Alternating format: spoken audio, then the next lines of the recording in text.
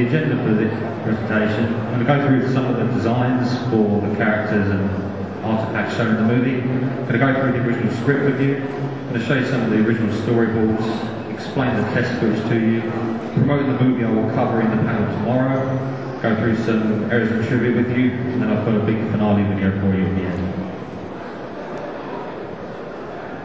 Okay, just to go over some designs. Obviously there was a lot of new characters introduced in the movie. Each of these went from design space to create diagrams as you see in here. These are based off the toys, just to give them a more cartoon feel. They're all drawn in black and white line art. They were given no colour at this stage because the colours changed on several occasions up to the production of the movie. I've got some examples of that to show you. What they would do is they would create various angle shots of the characters so the animators could work from. In some cases they'd create a brief description for a brand new character such as this for the Botcons, and they would also have a text spec to them. This is long before the toy went into production.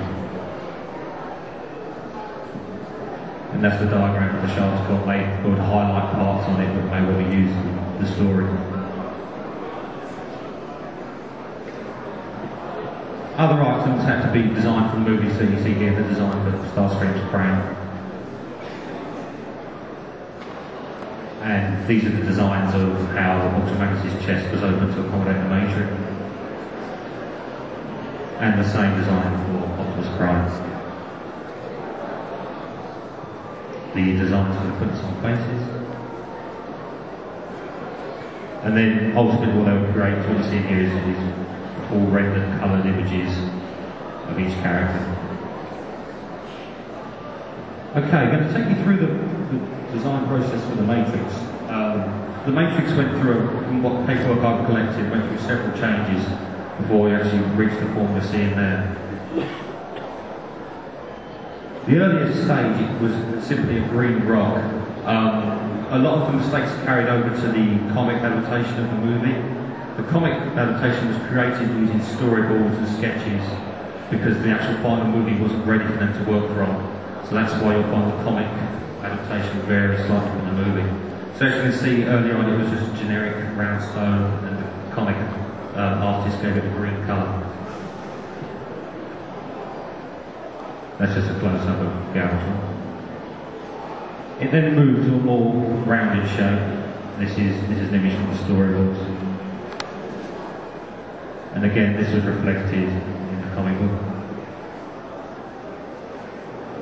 Getting closer to the final design we knew, it took on a more crystal form. One of the most important changes is it's now gained the finger holes that would ultimately be used in the film to open it.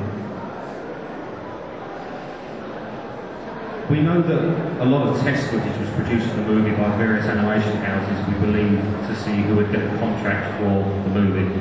And by the time they were animating the test footage, the Matrix design had been finalised. So as you see here, they just used generic line art.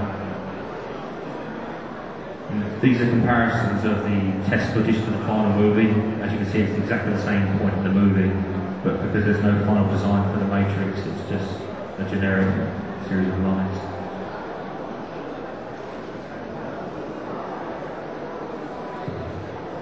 You can see these errors carried over into the actual final movie when they had to add the Matrix back in some places and they've used the old test footage. If you watch the movie from the point of Galvatron being picked up and eaten, the Matrix is nowhere to be seen. It doesn't actually reappear until you see him falling down Unicron's mouth.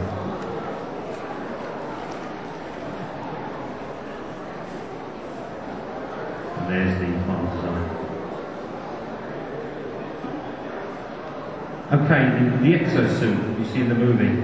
I'm unsure whether this was a variation in the story at some time that Spike was not destined to be using the exosuit, but in all the paperwork I have, bar this one shot, Spike is never wearing an exosuit. He's actually wearing a spacesuit. These are comparisons of the storyboards to the comic to the movie, which show that Spike is wearing a very, very different type of outfit to an exosuit. It clearly looks like some kind of spacesuit.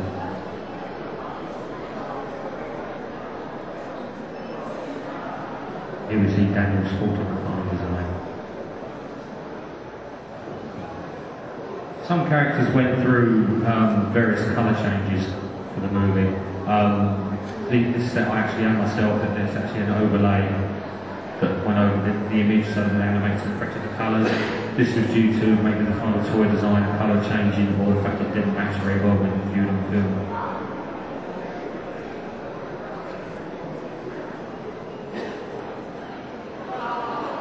Okay, the script. I have in my hand, this is an original production used copy of the script. I obtained this with lots of other paperwork from a relative of someone who worked on the movie. All these are actually production used.